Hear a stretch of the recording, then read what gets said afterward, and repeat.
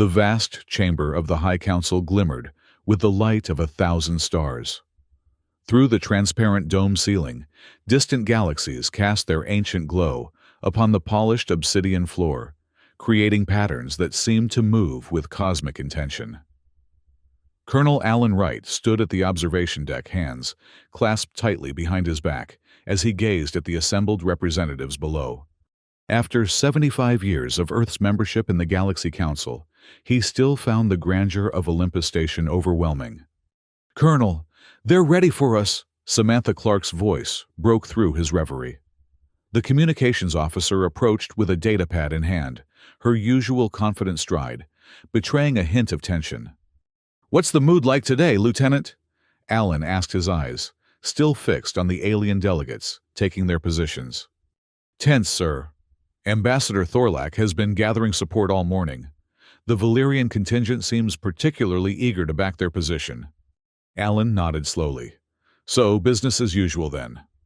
The council chamber accommodated representatives from over 200 civilizations, some so ancient they claimed to have witnessed the birth of stars that had long since collapsed. By comparison, humanity was an infant, having achieved faster-than-light travel only a century ago. Earth's admission to the Council 75 years prior had been celebrated as humanity's greatest achievement, a recognition of their place among the stars. But recognition, as Alan had learned during his 12-year tenure as Earth's representative, did not equate to respect or equality. "They've seated us at the outer ring again," Samantha observed, gesturing toward their designated position, far from the central podium, where the senior council members deliberated. "Of course they have," Alan replied, straightening his uniform. The dark blue fabric emblazoned with the United Earth Federation insignia stood in stark contrast to the flowing iridescent robes worn by most alien representatives. "Let's not keep them waiting." As they made their way through the labyrinthine corridors of Olympus Station, Alan mentally prepared for yet another session of patronizing diplomacy. Earth's position within the Council had been a subject of contention since their admission. Despite humanity's rapid technological advancement and successful colonization of their solar system, the Council's older members consistently voted to maintain Earth's observer status, granting them the right to attend, but not to vote on galactic matters. The chamber fell silent as Alan and Samantha entered. 200 pairs of eyes, some multifaceted, others barely visible slits, turned toward them. Alan nodded politely to several representatives he recognized before taking his seat at the outer ring.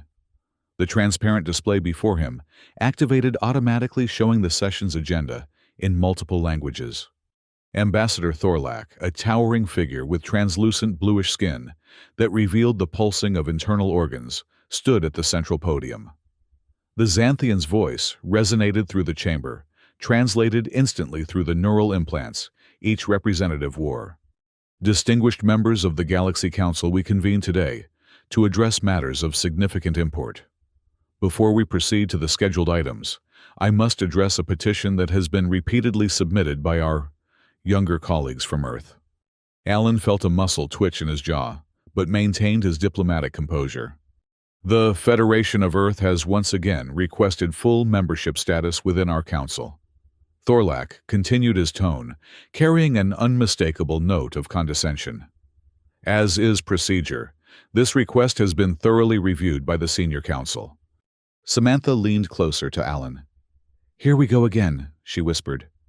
"After careful consideration of Earth's development, technological capabilities, and cultural maturity, we have determined that while humanity continues to make admirable progress, they have not yet reached the threshold required for voting membership." Alan rose to his feet, activating the communication node at his station. "Ambassador Thorlak, with all due respect, Earth has met every criterion established in the Charter of Admission. Our technological contributions to the Council over the past decade alone warrant reconsideration." Thorlak's internal organs pulsated more rapidly, a Xanthian sign of annoyance. "Colonel Wright, humanity's contributions are acknowledged. However, the Senior Council has the final authority on membership status. Perhaps in another decade, your civilization might... Another decade. Alan interrupted, breaking protocol. Ambassador, this is the 7th consecutive year that Earth's petition has been denied without substantive explanation. The Federation has provided detailed evidence of our qualifications, including our quantum stabilization technology, that now underpins the very communication system of this chamber. Murmurs rippled through the assembly. Several representatives from the middle rings nodded in agreement, though they remained silent. The politics of the council were delicate. Supporting Earth openly could jeopardize their own standing with the senior members. Ambassador Valerian, a serpentine figure with gleaming scales that shifted color with her emotions, slithered forward to stand beside Thorlak. Colonel Wright, your enthusiasm is commendable but perhaps misplaced. The Council has existed for millennia before humanity crawled from its oceans. Our standards have ensured stability across the galaxy. Your species has existed in space for barely a cosmic blink. Alan felt his patience, cultivated through years of diplomatic service, begin to fray. Ambassador Valerian, with respect to your ancient civilization, I must point out that age alone does not confer wisdom. The Charter explicitly states that technological capability, peaceful expansion, and cultural stability are the measures of readiness. Earth has demonstrated all three. Colonel. Thorlak interjected, his tone hardening. The Senior Council's decision is final. Earth will remain in observer status for the foreseeable future. Now, shall we proceed to the scheduled agenda? Samantha placed a warning hand on Alan's arm, but he gently shook it off. For 12 years he had played by their rules, followed their protocols, and adhered to their customs.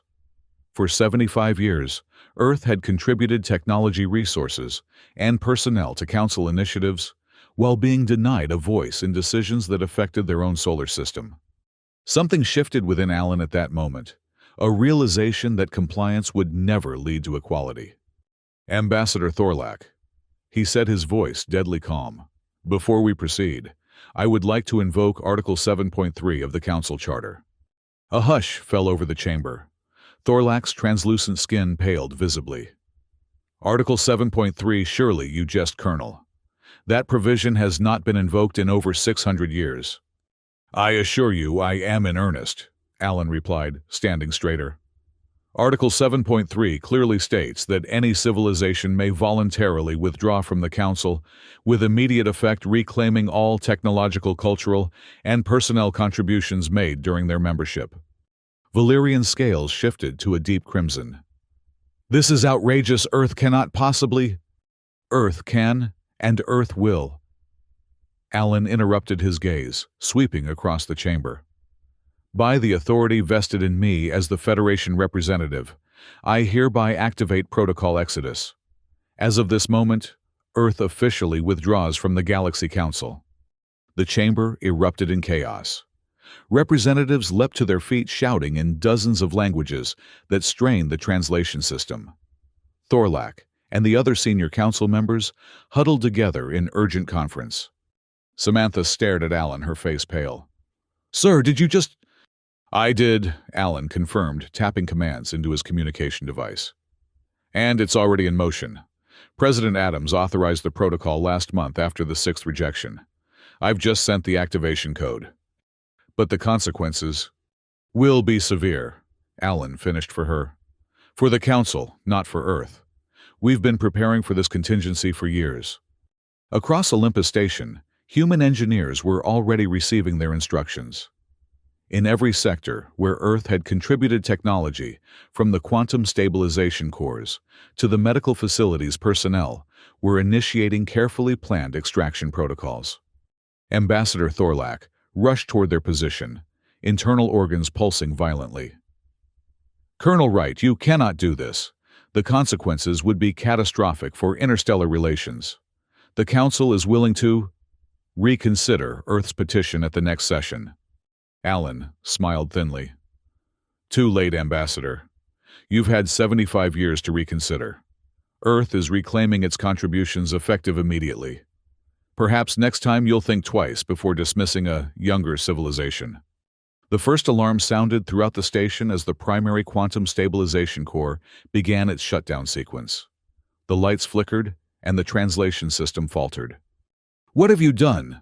Thorlak demanded, his voice no longer translated, but somehow understood through the chaos. "What you forced us to do," Alan replied, gathering his diplomatic materials. "Samantha, it's time to go. Our transport leaves in 20 minutes. As they made their way through the increasingly panicked corridors of Olympus Station, Alan activated a secure communication line to Earth. President Heather Adams's face appeared on his personal device. "It's done, Madam President. Protocol Exodus is underway." The President's expression was solemn. "The Federation stands ready, Colonel. All Earth personnel throughout Council space have received their instructions. Our fleets are on standby." How did the Council react? Exactly as anticipated. Shock followed by panic, followed by a belated offer to reconsider our status. "Too little, too late," President Adams stated firmly. "Safe journey home, Colonel. The Federation awaits your return." As their transport vessel detached from the docking bay, Alan and Samantha watched through the viewports as sections of Olympus Station began to power down. The magnificent dome that had showcased the stars now appeared dim, its transparency compromised by failing power systems. "Do you think they'll retaliate?" Samantha asked quietly. Alan's gaze remained fixed on the station as it receded from view. "They'll try, but they're about to discover just how dependent they've become on Earth technology, and how unprepared they are to face us without it." The ship's engines engaged, propelling them toward the nearby jump point that would take them back to Earth. Behind them, the heart of galactic politics began its descent into chaos, a chaos that would soon spread across the known universe. The journey back to Earth took 3 days, a testament to humanity's rapid advancement in propulsion technology. In the decades since joining the Council, Earth scientists had refined jump point navigation to an art form significantly reducing travel times between star systems. During the journey, reports flooded in from human outposts throughout Council space. The withdrawal was proceeding with military precision. Engineers, scientists, and medical personnel, all part of Earth's contributions to various Council facilities, were systematically disengaging systems, collecting critical components, and departing on Federation vessels. Olympus Station's medical facility is offline. Samantha reported scrolling through incoming messages on the bridge. Dr. Elizabeth Chen has successfully extracted our regeneration technology and is en route to Proxima Centauri with her team. Alan nodded, reviewing the mission status map that displayed hundreds of blinking points across the galaxy, each representing a Federation extraction team. "What about the Arcturus Research Station?" Professor Williams reports complete withdrawal. The quantum entanglement communication array has been disabled and key components removed. Council scientists are attempting to restart the system, but without the proprietary algorithms. "They'll be communicating at light speed again," Alan finished, "like they did before we joined."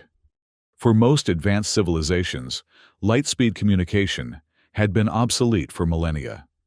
But the quantum entanglement system developed by Earth scientists had revolutionized galactic communications, allowing instantaneous connection across vast distances. It was one of the many innovations that humanity had contributed, innovations that the Council had happily accepted, while continuing to deny Earth equal standing. "Sir, we're receiving priority messages from at least 30 Council member worlds," Samantha said, her brow furrowed. "They're all requesting direct communication with Earth leadership, bypassing Council protocols." Alan allowed himself a small smile. "As expected. Forward them to the diplomatic corps on Luna Base. President Adams will decide which ones merit immediate response." The first consequences of Earth's withdrawal became apparent within hours. Without the quantum stabilization cores, Olympus Station's artificial gravity began to fluctuate. The sophisticated translation system that had allowed hundreds of species to communicate seamlessly degraded to basic functionality, creating diplomatic misunderstandings that quickly escalated into shouting matches. By the time their ship entered Earth's solar system, reports indicated that 3 emergency sessions of the Senior Council had failed to produce a cohesive response to the crisis. Several member worlds were already sending representatives directly to Earth, seeking bilateral agreements outside Council authority. As they approached Earth orbit, Alan stood at the viewport gazing down at the blue-green planet that had flourished despite centuries of environmental challenges. The orbital installations surrounding Earth gleamed in the sunlight, massive shipyards, research stations, and defensive platforms that demonstrated humanity's industrial and technological prowess. "It's quite a sight, isn't it?" President Adams said, joining him at the viewport. She had traveled from the lunar government complex to meet their ship upon arrival. "A civilization that the Council deemed unworthy of full membership." "They underestimated us," Alan replied, turning to face her. "They always have." President Adams nodded, her expression resolute. "The Federation Council has approved the next phase. The Terran Alliance initiative is being presented to independent worlds and dissatisfied Council members. Initial responses are promising. And the defensive preparations? Admiral Johnson has deployed the fleet. The Artemis system is fully operational and ready for demonstration if necessary." Alan raised an eyebrow. "You think it will come to that?" "Intelligence suggests the Carney Empire is mobilizing their fleet. They've always been the Council's military strong arm. We should expect them to make a show of force at minimum." "Then we'll be ready to make our own demonstration," Alan said confidently. As they disembarked, a delegation of Federation officials waited to escort them to the emergency session of Earth's governing body. The news of Protocol Exodus had spread across human colonies and settlements, generating a mixture of anxiety and pride among the population. The Federation Assembly convened in the Grand Chamber beneath New Geneva. Representatives from Earth and its colonies filled the tiered seating, their faces reflecting the gravity of the moment. When President Adams took the central podium with Alan standing at her side, the chamber fell silent. Representatives of humanity. President Adams began, her voice firm and clear. "Today marks a turning point in our history. For 75 years, Earth has contributed to the Galaxy Council, offering our technology, our people, and our resources. For 75 years, we have been denied an equal voice in decisions that affect not just our world, but all worlds." Murmurs of agreement rippled through the assembly. "Colonel Wright has enacted Protocol Exodus as authorized by this very body. Earth has officially withdrawn from the Galaxy Council and reclaimed our contributions. The immediate effects are already being felt across Council space. Communications are disrupted. Medical facilities are compromised. Research stations stand idle." She paused, allowing the implications to sink in. "Some will call this action extreme. Perhaps it is. But after decades of diplomatic efforts, after countless petitions and appeals, it became clear that the Council would never recognize humanity as equals. Not because we failed to meet their criteria, but because they feared our potential." Alan stepped forward at her gesture. "Colonel Wright will now brief you on the current situation and our preparations for possible Council response." Alan took her place at the podium, activating the holographic display that showed the status of Federation forces throughout the solar system and beyond. "The withdrawal is proceeding according to plan," he reported. 87% of Earth personnel and critical technology has been successfully extracted from Council facilities. We anticipate complete withdrawal within 48 hours. The display shifted to show the positions of various fleet elements. Admiral Johnson has positioned our defensive forces at strategic points throughout the system. The Artemis system, which remains unknown to the Council, has been activated and is fully operational. A representative from the Mars colony rose to speak. "Colonel, what of our people who remain in Council space? Those who have settled on non-Earth worlds or married into other species?" "All Federation citizens have been offered extraction if they wish it," Alan assured him. "Those who choose to remain will be protected under the provisions we're negotiating with individual worlds." President Adams has already opened direct communications with 34 governments that are seeking arrangements outside Council authority. Another representative, this one from the Europa settlement, stood. "And what of possible military response? The Council commands significant forces." They do, Allen acknowledged. Or rather, they did. What they're discovering is that many of their military systems relied on Earth technology that is no longer functioning as expected. Additionally, Admiral Johnson's fleet is fully prepared to demonstrate our independent capabilities if challenged. The session continued for hours as representatives debated the implications and consequences of their withdrawal. Some voiced concerns about isolation. Others celebrated the assertion of independence. Throughout it all, Allen observed the fundamental difference between this assembly and the Galaxy Council here. Every voice was heard regardless of age or origin. As the session concluded, President Adams pulled Allen aside. Intelligence reports the Carney fleet has entered the outer system, 12 capital ships and support vessels. Allen's expression remained neutral. Right on schedule. Admiral Johnson is aware. Yes, the Artemis system is tracking them.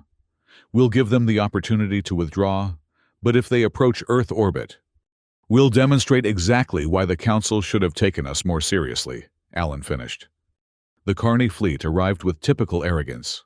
Their massive vessels, organic-looking constructs that resembled skeletal fingers, reaching through space, took position just beyond Mars' orbit. Admiral William Johnson watched them from the bridge of the EFS Defender, the Federation's flagship. They're maintaining formation at 5 million kilometers, his tactical officer reported. No weapons charging yet, but their communication arrays are active. They're probably waiting for instructions from what's left of the Council leadership, Johnson mused, studying the tactical display. The Carney were ancient warriors, proud and formidable, serving as the Council's military enforcers for millennia. They were also, in Johnson's professional opinion, tactically predictable. Incoming transmission, sir, from the Carney command vessel. Johnson straightened his uniform. On screen. The view screen flickered to life, revealing the craggy, battle-scarred face of a Carney war leader. The alien's leathery skin was etched with ceremonial markings that denoted rank and battle history. Federation vessel. The war leader growled the translation, slightly delayed. I am Drakthor, Supreme Commander of the Council Enforcement Fleet. You will power down your weapons and prepare to receive Council representatives who will oversee Earth's reintegration. Johnson allowed himself a small smile. Commander Drakthor, I am Admiral William Johnson of the United Earth Federation. Your presence in our solar system is unwelcome and unnecessary. I suggest you withdraw your forces immediately. The Carney commander's expression shifted to one of amused contempt. Your suggestion is noted and dismissed, human. The Council has determined that Earth's withdrawal is invalid under Section 12 of the Charter. You will comply with reintegration, or we will enforce compliance. I'm afraid that won't be possible, Commander. Earth's withdrawal was legal and binding. We are no longer subject to Council authority. This is your only warning. Withdraw your fleet, or we will be forced to demonstrate exactly why the Council should have granted us full membership when they had the chance. Drakthor's laughter rumbled through the communication system. You have courage, human, but courage without strength is merely foolishness. You have 1 standard hour to comply, or we will approach and establish orbital control of your world. The transmission ended. Johnson turned to his communications officer. Notify Federation Command. The Carney have made their intentions clear. Request authorization to activate Artemis. While the Carney fleet maintained their position, activity throughout the solar system intensified. Federation vessels moved into defensive formations around Earth and its major colonies. Civilian ships were redirected to secure areas behind the defensive line. In the command center beneath New Geneva, President Adams reviewed the situation with her Security Council. The Carney commander has issued an ultimatum, she informed them, her expression grave. They intend to enforce what they're calling reintegration within the hour. Military response, asked the defense minister. Admiral Johnson has requested authorization to activate the Artemis system. Given the Carney's reputation and capabilities, I'm inclined to grant it. The council members exchanged glances. The Artemis system represented the pinnacle of Earth's classified technology, a defensive network that had been developed in secret, without the council's knowledge. Madam President, the science minister interjected, Artemis has never been field tested against hostile forces. We don't know with certainty how the Carney will respond. That's precisely the point, Minister Alan Wright said, entering the chamber after his return from orbit. The Carney, like the rest of the Council, have consistently underestimated human technological capability. Artemis will not only neutralize their threat, but demonstrate why that underestimation was their gravest error. President Adams considered for a moment, then nodded decisively. Transmit the authorization codes to Admiral Johnson. The Carney have made their choice. Let them witness the consequences. Aboard the EFS Defender, Admiral Johnson received the authorization with grim satisfaction. Activate Artemis Network, he ordered. Deploy Phase 1 emitters. Throughout the solar system, previously concealed platforms activated. Thousands of small, seemingly insignificant satellites, dismissed by Council observers as weather and communication relays, powered up their hidden cores. A lattice of energy began to form between them, invisible to standard sensors, but present nonetheless. The Carney fleet, true to their ultimatum, began to advance toward Earth after precisely 1 standard hour. Their massive vessels moved in tight formation, weapon systems charging as they prepared to establish orbital dominance. Artemis Network at full capacity, Admiral, reported the systems officer. Phase 1 complete. Phase 2 ready on your command. Johnson watched the approaching fleet on his tactical display. Let them get a little closer.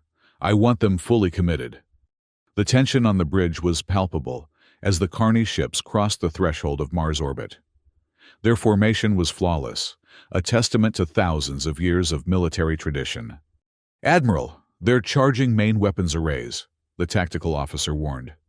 Impact on Earth defensive platforms possible within 3 minutes. Johnson nodded calmly. Execute Artemis Phase 2. Target all Carney vessels. Non-destructive protocol. Across the invisible lattice of energy, a pulse propagated. It traveled faster than light, carried through the quantum-entangled network that Earth scientists had perfected. When it reached the advancing Carney fleet, the effect was immediate and dramatic. Every system on every Carney vessel shut down simultaneously. The massive ships, moments ago advancing with menacing purpose, now drifted powerless in the void. Their lights extinguished their weapons, disabled their communications, silenced. Artemis successful, Admiral. The systems officer reported, unable to keep a note of awe from her voice. Complete system shutdown across all 12 Carney capital ships and 27 support vessels. They're dead in space. Johnson allowed himself a moment of satisfaction before issuing his next orders. Maintain Artemis Field. Prepare boarding shuttles with engineering teams. I want control of the Carney flagship in 30 minutes. Across the solar system and beyond, the demonstration of Earth's hidden capability sent shockwaves through the galactic community. The Carney Empire, feared for millennia as the military might of the Council, had been neutralized without a single shot fired. Their mighty fleet rendered as helpless as ancient sailing vessels in a dead calm. On Olympus Station, the remains of the senior council watched in stunned silence as reports of the Carney defeat reached them through degraded communication channels. Ambassador Thorlak, his translucent skin, now pale and sickly, turned to his colleagues. We have made a terrible miscalculation, he said quietly. Within hours, the repercussions of the Artemis demonstration reverberated across Council space.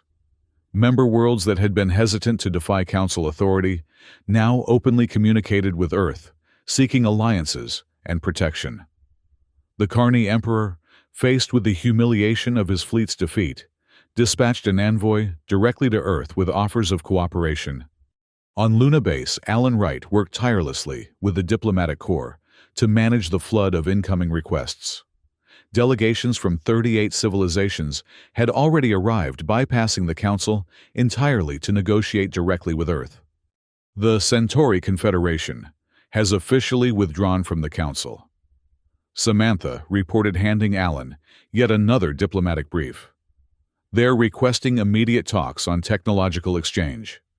Alan nodded, unsurprised. The Centauri had long been among the more progressive council members, chafing under the rigid hierarchy imposed by the senior representatives. Schedule them for tomorrow. Prioritize the independent systems first. They're most vulnerable to council pressure. Samantha hesitated. Sir, Ambassador Thorlak has requested a private audience. He's arrived aboard a non-council vessel, apparently traveling in secret. Alan raised an eyebrow. Has he indeed? That's interesting. Very well, I'll see him in 1 hour. Have security protocols in place. When Thorlak was escorted into the conference room, Alan was struck by the change in the Xanthian ambassador. Gone was the towering arrogance, the condescension that had characterized their interactions for years. Instead, Thorlak moved with the careful deliberation of one walking on uncertain ground. Colonel Wright, Thorlak began, his translated voice subdued. I appreciate your willingness to meet with me. Ambassador Allen acknowledged, gesturing to a seat specially designed to accommodate Xanthian physiology. Or do you still speak for the council? Thorlak's internal organs pulsed slowly, a sign of resignation. The council is not what it was, Colonel. Since your withdrawal and the demonstration of your Artemis technology, 17 member worlds have formally seceded. Another 29 have suspended their participation pending reforms. Reforms that should have been implemented decades ago, Allen noted. Perhaps, Thorlak conceded. The senior council failed to recognize the shifting dynamics of our galaxy. We clung to traditions that served us well for millennia, but became obstacles in a changing universe. And now I come not as a council representative, but as an envoy of the Xanthian collective. My world wishes to establish direct relations with Earth outside council frameworks. Allen studied the alien carefully. The same Earth that you repeatedly deemed unworthy of full council membership. The same Earth whose technological contributions you happily accepted while denying us a voice in decisions.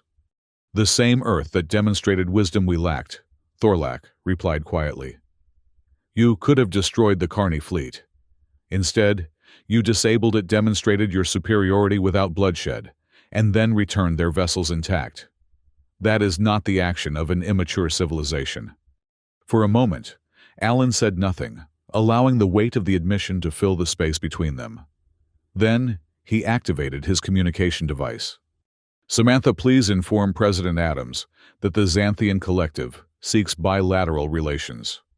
I recommend accepting their petition and including them in tomorrow's conference session. Thorlak's skin rippled with relief, a physiological reaction that translated clearly across species boundaries. Thank you, Colonel. The collective will not forget this generosity. Not generosity, Ambassador. Pragmatism. Earth holds no grudges. We seek partnerships based on mutual respect and equality, precisely what we were denied in the Council.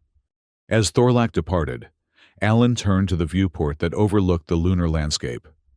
In the distance, Earth hung in the void, a blue jewel that humanity had nearly destroyed through centuries of environmental negligence, before finally embracing sustainable development. It was that hard-won wisdom, that capacity to learn from near disaster, that had shaped Earth's approach to galactic politics. Over the following weeks, the Galaxy Council continued its rapid disintegration. Without Earth's technology maintaining their communication and transportation networks, cooperation between distant worlds became increasingly difficult. Sessions devolved into shouting matches as translation systems failed, and representatives found themselves unable to understand languages they had previously taken for granted. Meanwhile, on Luna Base, a different kind of assembly was taking shape.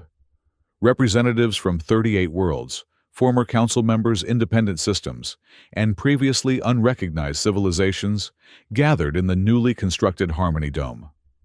Unlike the rigid hierarchy of the council chamber, this new forum featured a circular arrangement where all delegates sat equidistant from the center.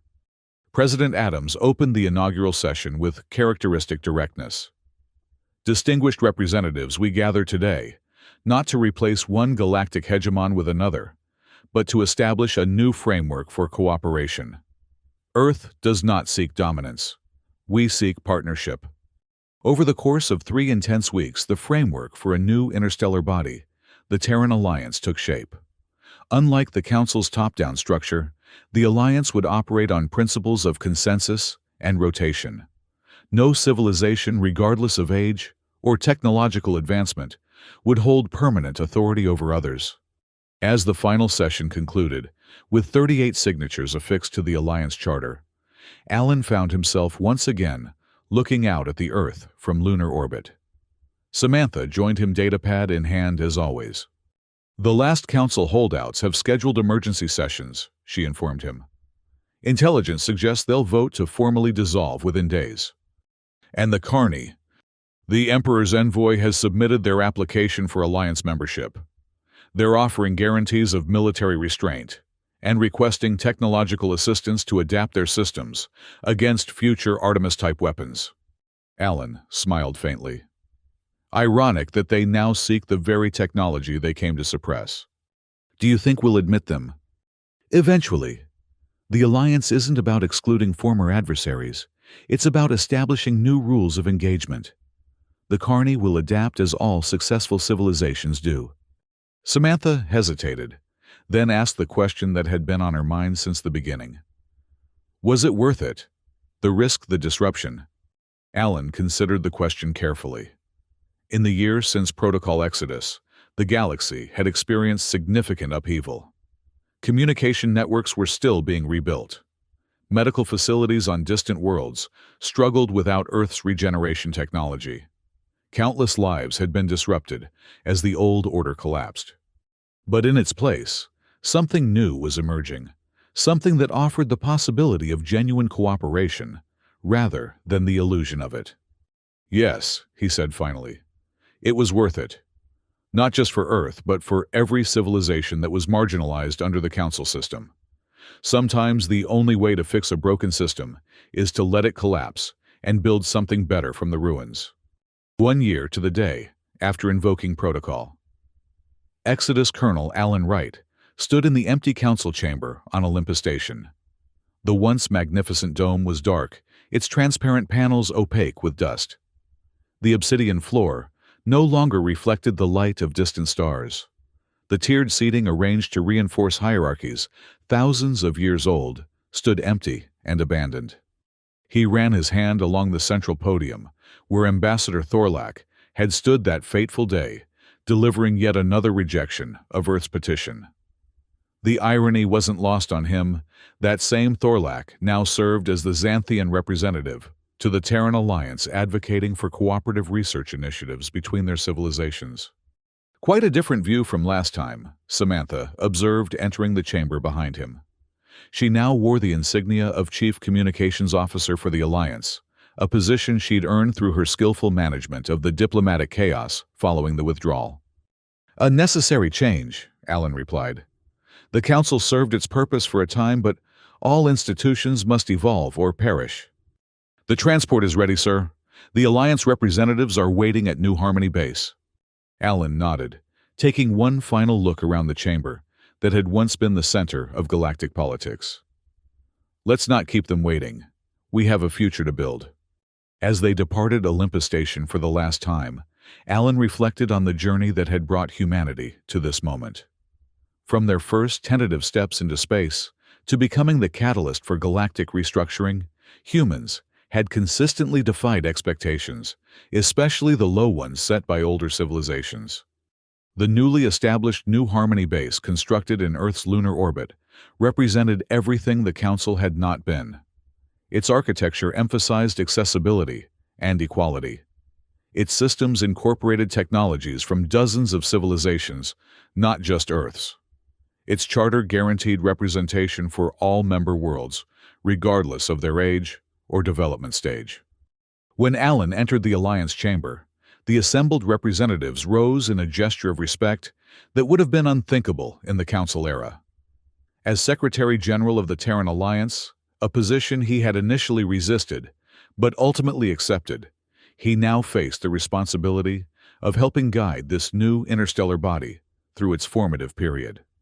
Secretary General Wright, the Centauri representative, called out, We await your opening remarks for the first official session of the Alliance Assembly. Alan took his place at the central position, a simple platform no higher than any other in the circular chamber. Representatives of the Terran Alliance. He began his voice, steady and clear. 1 year ago, Earth made a choice that changed the course of galactic history. We chose sovereignty over submission, equality over hierarchy, innovation over tradition where tradition had become oppression. He paused, looking at the diverse faces and forms before him, some familiar from council days, others new to interstellar politics. That choice was not without consequences. Many systems still struggle with the technological vacuum left by the council's collapse. But in that struggle, we have discovered something profound, our capacity for cooperation when necessity demands it. Former adversaries now work alongside recent allies. Ancient civilizations share knowledge with emerging ones. This is the foundation of our alliance. The chamber remained silent, attentive to his words. We will not repeat the Council's mistakes. No civilization here will be deemed too young for respect. No voice will be silenced because it speaks from a position of relative youth. The challenges we face, from spatial anomalies to resource scarcity, affect us all equally, and so we shall address them together as equals. As the session proceeded with representatives debating initiatives from interstellar transportation networks to conflict resolution mechanisms, Alan observed the fundamental difference between this body and its predecessor. Here, ideas were evaluated on their merits rather than their source. Innovation was celebrated rather than regarded with suspicion. When the formal proceedings concluded, President Adams, attending as Earth's representative, rather than as a leader of the Alliance, approached him. Secretary General. She greeted him, the formal title still sounding strange, applied to someone who had been her military advisor just a year before. The Assembly seems to be finding its footing quickly. Necessity is a powerful motivator, Madam President. The Council's collapse created a vacuum that needed filling. Fortunately, we had been preparing alternatives for some time. She nodded, her expression thoughtful. When you activated protocol, Exodus, did you anticipate this outcome? The complete dissolution of the Council, the formation of the Alliance. Alan considered the question carefully. I anticipated change. The extent and nature of that change? No, I don't think anyone could have predicted with certainty. The Council had existed for millennia. Many believed it would continue for millennia more. And yet you acted decisively, knowing the risks. Sometimes leadership requires making the difficult choice when others refuse to see the necessity, Alan replied. Earth waited 75 years for the Council to recognize our rightful place. We could have waited 75 more and still faced the same patronizing denials. President Adams smiled slightly. And now, ironically, you find yourself at the center of a new galactic order, one founded on the very principles of equality and innovation that the Council rejected. Not at the center, Alan corrected. That's a crucial distinction. The Alliance has no center in the way the Council did. No permanent leadership, no immutable hierarchy. I serve as Secretary General for a limited term, after which another will take my place. A revolutionary concept in galactic governance. A necessary one, Alan replied. The Council failed because it couldn't adapt to changing realities. The Alliance is designed to evolve to incorporate new ideas, new civilizations, new challenges. That's our strength. As they walked together through the corridors of New Harmony Base, Alan noted the bustling activity around them. Representatives from dozens of worlds consulted with one another, free from the rigid protocols that had constrained interaction in the Council era. Scientists from previously competing civilizations shared research, openly recognizing that cooperation offered faster advancement than isolation. In the main atrium, a holographic display showed the current status of joint alliance projects, from the restoration of quantum communication networks to the establishment of neutral zones where previously hostile species could interact safely. Each project represented a small step toward a more integrated, cooperative galactic community. You know, President Adams observed, There are still those who criticize what we did, who claim that Earth acted rashly, that we should have continued working within the Council system for change. There always will be, Allen acknowledged. Change is uncomfortable even when necessary. But ask them this: would the Heshtok have a voice in galactic affairs under the old system? Would the Tauri colonies have received assistance during the recent spatial anomalies? Would the Carni be sharing their defensive technology, instead of using it to enforce Council edicts? They stopped before a viewport that offered a spectacular view of Earth. From this distance, the birthplace of humanity appeared peaceful, its turbulent history and internal divisions invisible. One day, Allen said quietly, historians will look back on this period as a turning point not just for Earth, but for all spacefaring civilizations. They'll recognize that true cooperation cannot exist within systems of enforced hierarchy, that genuine progress requires the contributions of all, not just the ancient few. President Adams nodded, her gaze fixed on the distant blue planet. And they'll remember that it began with a single human standing up in a council chamber and saying, "Enough." Not just a human, Allen corrected. Humanity. Protocol Exodus succeeded because we acted as one: scientists, diplomats, military, civilians. We recognized our worth when others would not, and we had the courage to demonstrate it. As the Earth completed another rotation, casting shadows across the lunar surface below them, Allen Wright contemplated the future, stretching before them.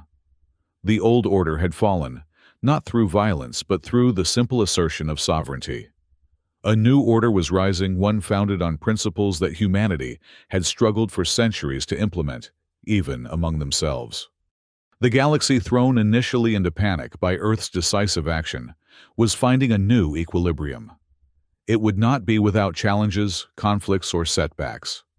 But for the first time in millennia, it would be an equilibrium where the age of a civilization didn't determine its voice, where innovation was valued above tradition, for tradition's sake, and where cooperation arose from mutual respect rather than coercion.